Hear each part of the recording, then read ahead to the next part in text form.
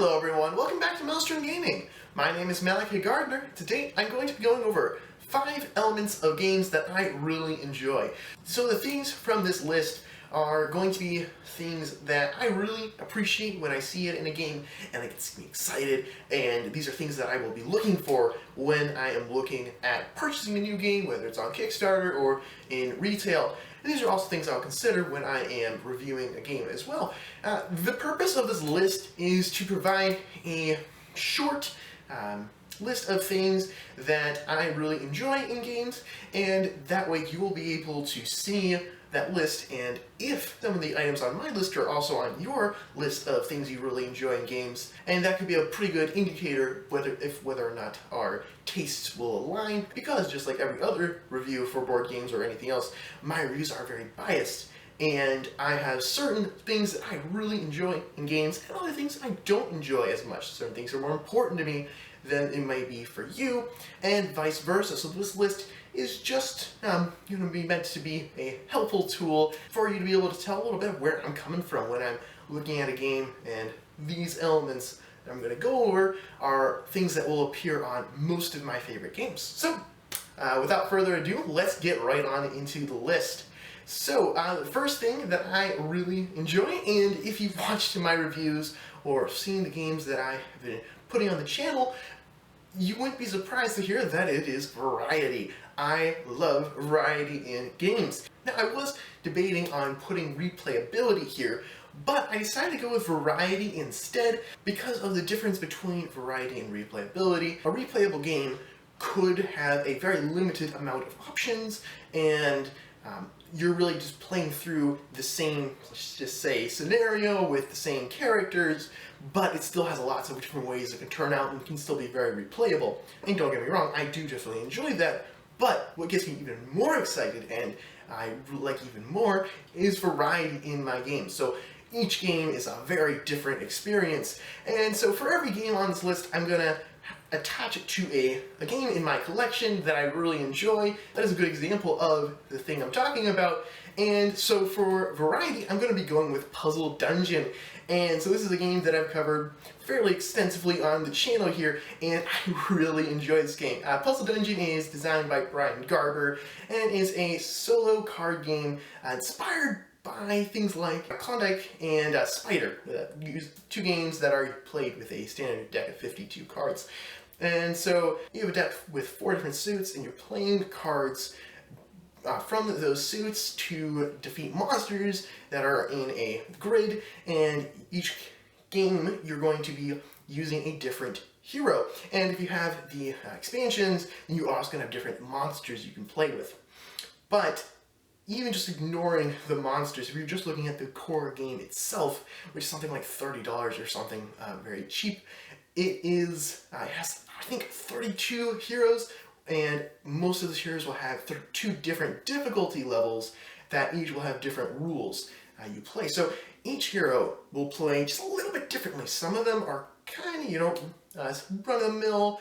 You just have like a special ability, like if you play, you'll just have a special ability that your character can use, but other heroes are wildly different and will just drastically change how you play the game. And there are so many heroes. When you have everything, I think there's something like 400 heroes or something ridiculous. So every time you play the game, you'll be using a different hero. And that's just a ton of variety, which then leads into replayability. Every game, you're going to be using a different hero if you want to. Now, of course, you can use the same hero teams in a row, and that's also quite fun, and the game still has replayability there with just the same hero against the same monsters, but switching up your heroes just changes the game up that much more, and it's just so fun. So that is the first thing on my list here, and that is variety, or I guess I could say replayability through variety. So that is something that's very important to me, and so that's why it's on the list here. Alright, and so the next thing on my list here, and just a real quick note, they're not in order of importance, just kind of a random order here, but the next thing is going to be customization. Now, I really enjoy games that allow me to customize it in some way. Now, this can manifest itself in many different ways. So the example game I'm going to be pulling in for this is going to be the Lord of the Rings LCG, but really any customizable card game or LCG could fit into this category here. When you're playing one of these games, before you actually play through a scenario of an LCG, in this case we're talking about the Lord of the Rings LCG here, you need to sit down and create a deck of cards, which in Lord of the Rings is a 50 card deck.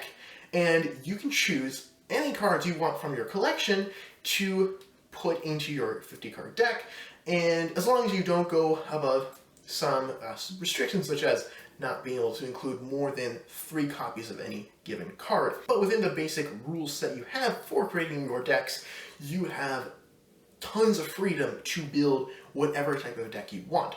Do you want to build a deck with all dwarves? You can do that. You can have some pretty powerful synergies where certain dwarf cards will buff other dwarf cards, and if you have 5 dwarf cards in play, you get to draw 2 cards every turn and gain 2 resources, and then gain an extra resource every turn. But you also make different decks. Do not rely on faction traits, such as having a deck where you're really focused on getting equipment cards onto your characters, or you're trying to be able to clear locations from the staging area without even having to travel to those locations, or any sort of mixture of those different basic builds I just mentioned. And you have just tons of freedom.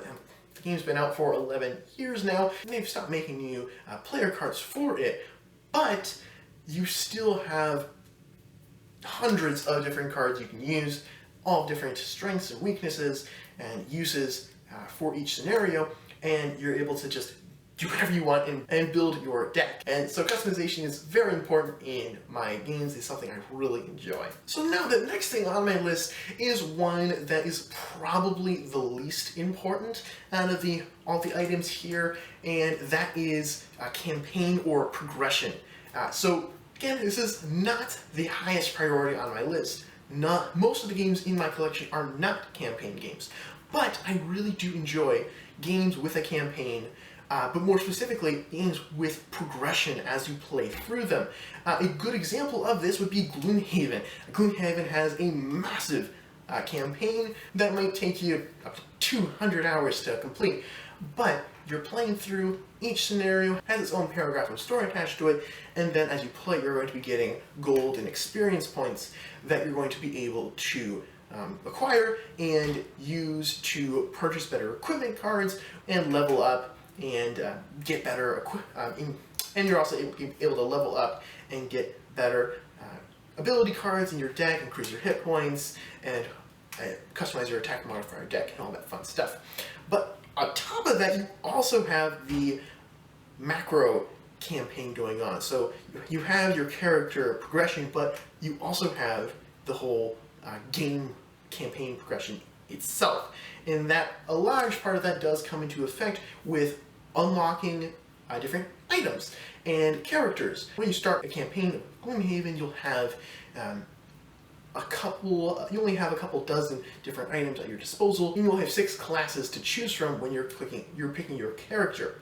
But as you play, you will be able to unlock, I think there might be 100 different items in Gloomhaven, and I think there might be 17 classes in Gloomhaven. It's been a while since I've actually checked, but there's a lot of items and a lot of classes that you're then able to unlock, and then whenever you create a new character, you have lots of options in terms of classes, and then when you're choosing which equipment to give to your character, you have lots of options there as well to really create your character. And then on top of that, you're also able to upgrade your cards. So maybe you'll have a card that does 3 damage whenever you use it to attack an enemy, but you're able to upgrade that so that it does 4 damage. Or maybe it does 3 damage, but infuses the room with fire magic.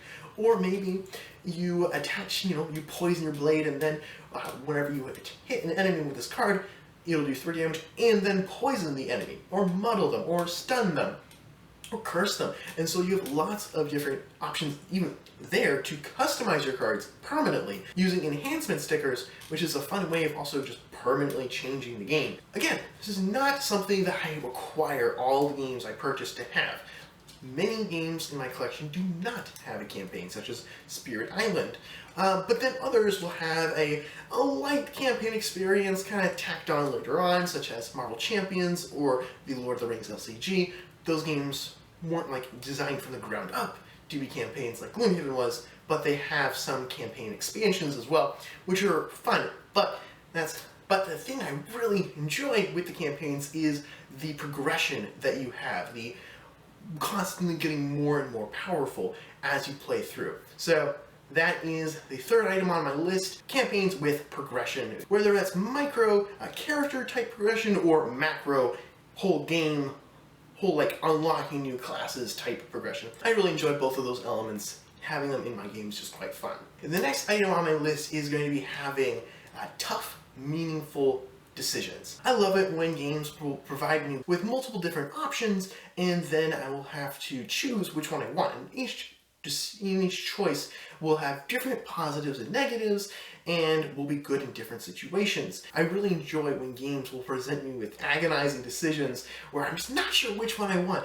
I want to do both of them so much, but I don't know which choice to go with. Now, all the games I've mentioned before could go under this category here, but I'm going to go with Spirit Island for this one. Spirit Island has so many choices that are very meaningful and are very difficult at times. Every round of Spirit Island begins with you choosing a growth option, which is an ability that will allow you to get more powerful. It's an upgrade for your character. And there's lots of different choices and different combinations. Each spirit is wildly different and will have their own unique choices, but those choices will generally just be a combination of some generic options, as well as some special, very specific choices in there as well. Growth options will often see you placing presence tokens on the board, which will increase your reach of where you can play your cards and have them affect on the board, but also removing those presence tokens from your personal spirit board will uncover certain spots on your board, which will increase your economy, so you'll be getting more energy or more card plays per turn. And so choosing where you want to put your presence is very important, but also which track do you remove it from? Do you remove it from the track that will give you more energy every turn, or the track that will allow you to play more cards each turn? And that's a really fun decision. But also certain growth options will allow you to gain a new power card, which these power cards are so much fun and are so powerful. That makes it very difficult to choose which one you want, because when you do take the option to gain a new power card, you're going to be able to choose if you want a minor power, which is cheaper but also less powerful, or a major power card, which are usually very expensive, will require you to lose a card that you already have in your hand, but they're really cool. But with either one you choose, you're going to draw 4 cards from the deck, and then you pick which one you want. And so you really needed to figure out which card you want that suits your spirit and the strategy you're going for the best. And each card is good for different things. They might allow you to activate your passive abilities. You might have a card that will allow you to activate one of your passive abilities more often with the elements that the card generates, but you really like the card ability of another card in there. And so those are some of the decisions, just in the first phase of your turn, that you're going to need to be making. The game is full of difficult decisions, of moments where your brain starts burning and you're trying to, moments where it's very big brain burning. You're trying to figure out which of these options is the best one, and there's so many decisions like that in the game that are tough, and that's just something I really enjoy, with having a lot of meaningful decisions that are also very tough. And so that is going to be the 4th item on my list here, which is having very tough, meaningful decisions in games. Alright, and so now the final one on this list, and this is a very important one, so that is having an excellent solo mode. So really, this is probably the most important thing on the list here. If your game does not have this, chances are I'm just going to keep scrolling and we'll go to a different game, because I am a primarily solo gamer. Now, I also like playing games multiplayer. I have some RPGs over here that I really enjoy playing as well with friends, but at the end of the day, I'm a solo gamer. So this is one of the most important factors that I consider when looking at a new game. I really pay close attention to see which games are solo friendly and which games are not.